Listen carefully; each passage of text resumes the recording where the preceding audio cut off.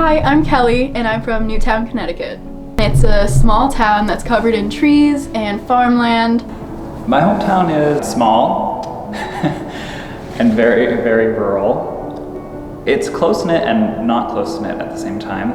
It's like a really strong community, so everyone knows everybody. There's a very diverse socioeconomic setting to it. We're right next to a big tourist town, Stowe, Vermont, that gets a ton of money from skiing and things, but my town is kind of poor. There's a lot of conservative people and a lot of liberal people, not so much people in the middle. My high school experience varied a lot. Every LGBT person in my school knew everyone else and we were all friends and we all got along because there were so few of us. When I came out my freshman year of high school, I was the first and only gay man in my high school. I created a queer student alliance my freshman year, like literally the last day I created it, and we had one meeting and then it continued into the next year. It was pretty accepting. We had a very strong GSA in my school, so we all met up once a week and had snacks and hung out and did whatever.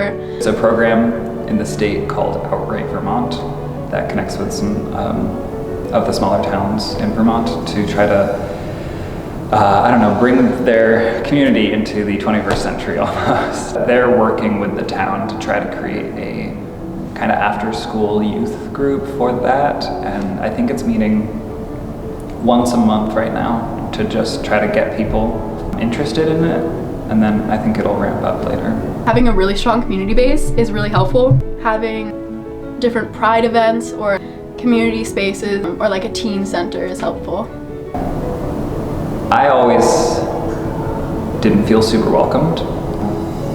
It was kind of difficult being gay. I always had to be the first to make the gay jokes, otherwise they were going to, and I felt like if I could make it, then I could own it, and like I also had to be what people called like the cool gay.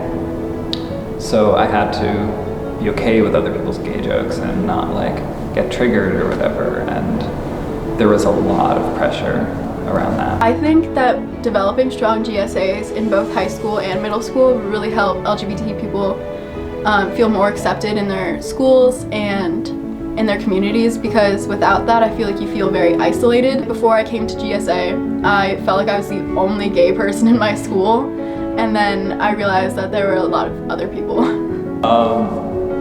Change in small towns. A lot. I think they need to be a little bit more aware of the things that are going on in other towns and things like that. They need to turn on their computers and go onto the internet and actually like try to understand other people's perspectives about things. Talk to Outright Vermont if you're in Vermont. Hang in there. When you get to college, everything changes and you'll find a lot of people that are exactly like you, and you'll find a lot of people that are very accepting of who you are. I loved high school. Besides all of that, I loved it and I would do it again. Maybe slightly differently.